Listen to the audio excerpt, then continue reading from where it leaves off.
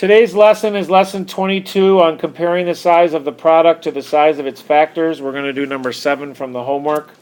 So an architect is drawing everything 1/24th of the actual size. So if I have a windows that are 4 by 6, to get the dimensions, I have to do both dimensions times 1/24. So I have to do 4/1 times 1/24 and 6/1 times 1/24. When I do top times top and bottom times bottom, and I simplify, I get 1/6 here and 1/4 here. So my dimensions are 1/6 by 1/4. That would be for the windows. If I want to do the doors, same thing. I take the one dimension and do it times 1/24.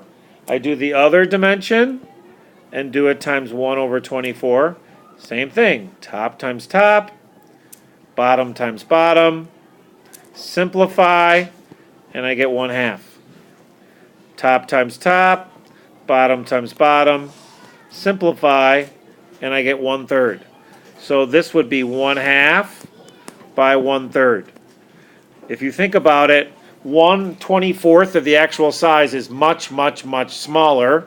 So if you started with 4 by 6 and you ended up with this, that would make sense, much smaller. If you started with 12 by 8 and you ended up with this, that would make sense, much, much smaller. So that's how you do number 7 from your homework.